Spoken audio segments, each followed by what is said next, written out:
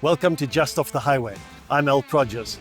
This is the second part of a two-part story on the discovery of gold on the Witwatersrand in 1886 and the Transvaal government's attempts to control all the chaos caused by thousands of fortune seekers pouring onto the diggings. You can view part one here. But don't stress, all you need to make sense out of this episode is to take a drive with me.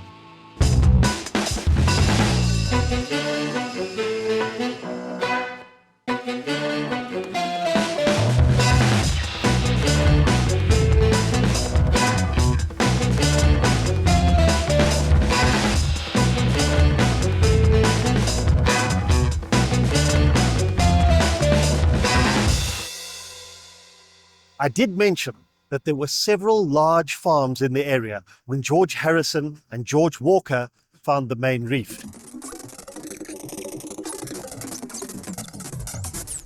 By the late 1800s, all around us were farms.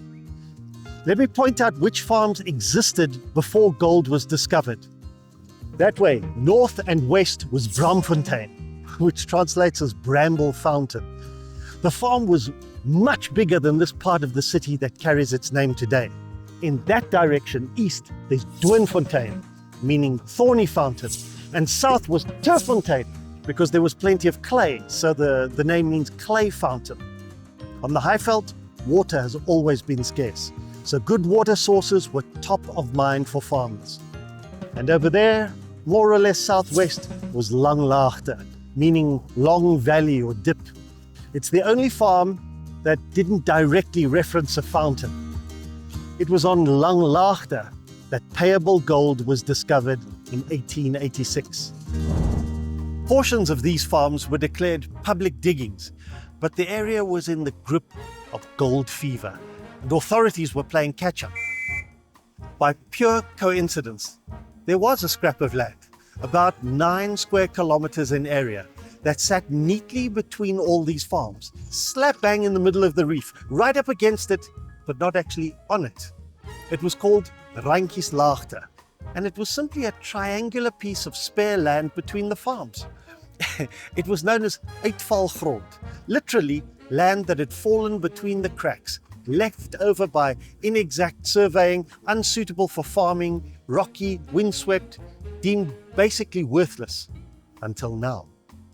There was the added bonus that it was owned by the state, so the Transvaal government collected the money paid for that property. That must have sealed the deal, because Randjeslaagte became the official mining camp and was hurriedly renamed Johannesburg. I did talk about the naming process in another episode, and you can follow that link as well. I'll add them all below.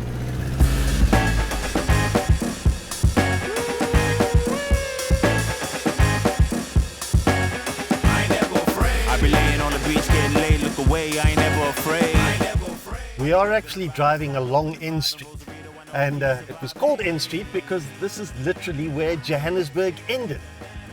But because of a system of one-way streets, it'll be where we begin.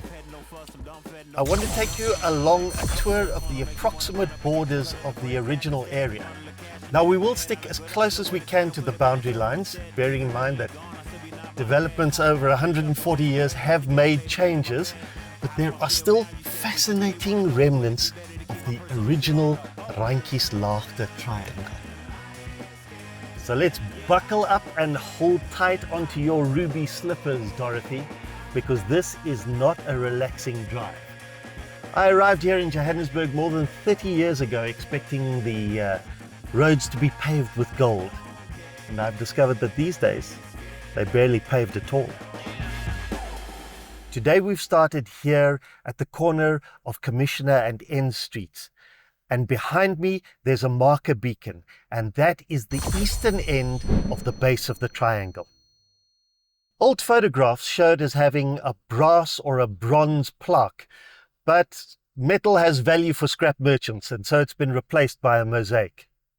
Now let's go along the southern base of the Randjeslaagte triangle, which starts here at N Street and is a one-way street that goes west. It is the famous Commissioner Street. Now, as I'm driving along, Everything to our right would have been inside the boundaries of the official Johannesburg. But the town had already overflowed its boundaries, and even before the first stands were auctioned in December 1886.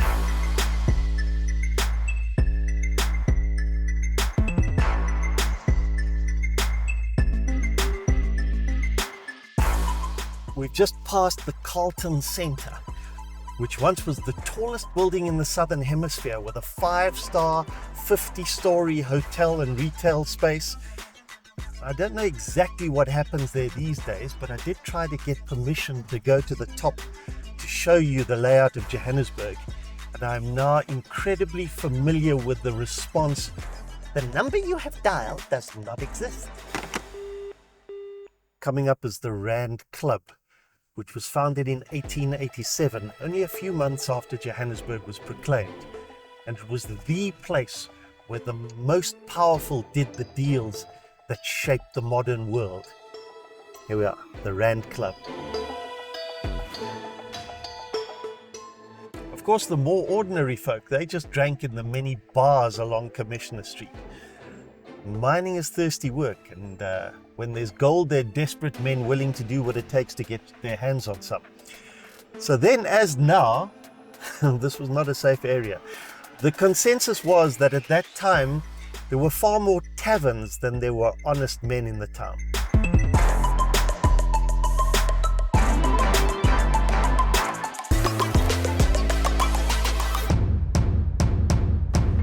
Okay, so after only about 2 kilometers, our next turning place should be the intersection of Commissioner Street and Diagonal Street. The only problem is, Commissioner Street, watch out for the traffic, watch out for the bus lane. The only problem is, Commissioner Street doesn't actually intersect with Diagonal Street. I wasn't able to find a beacon at this point of the Randjeslaagte triangle.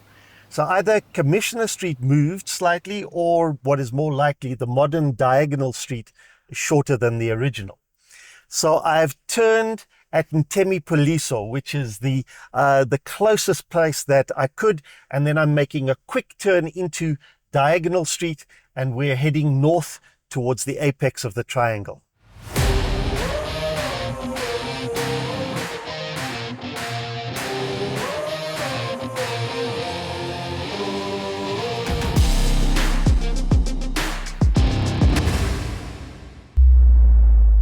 So here we are in the famous Diagonal Street. The Diamond Building is over there. But apparently Diagonal Street was once named Jubilee Street. And the Golden Jubilee of Queen Victoria was 1887.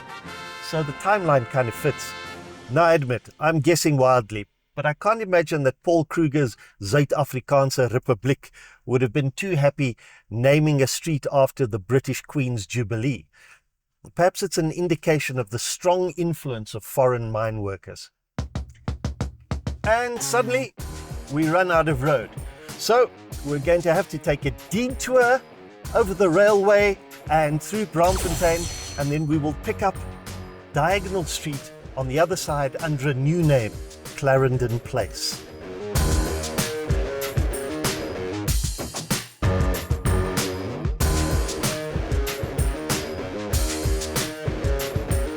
And finally, we've arrived at the apex of the triangle that delineated Randjeslaagte. Here we've stopped where Clarendon Place meets Boundary Road. And there's a national monument to mark the spot where the original beacon stood. And that's it. We've gone right around it.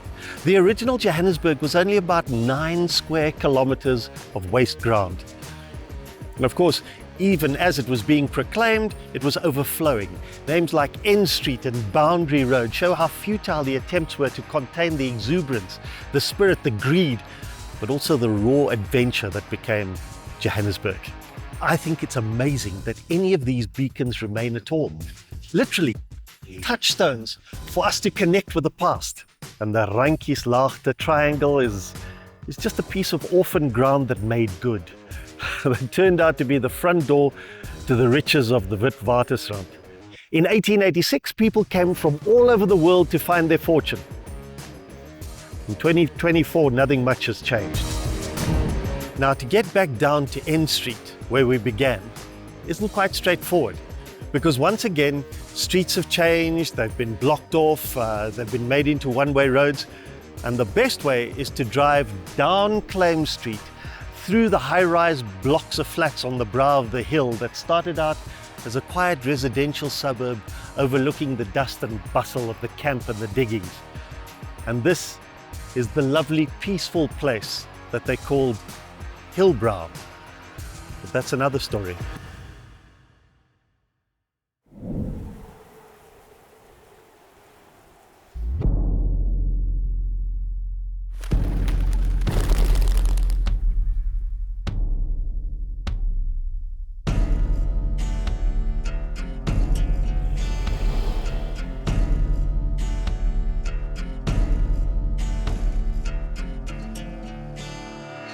Please like and subscribe if you want to be part of my journey to keep South African stories alive and to make them accessible to the YouTube generation.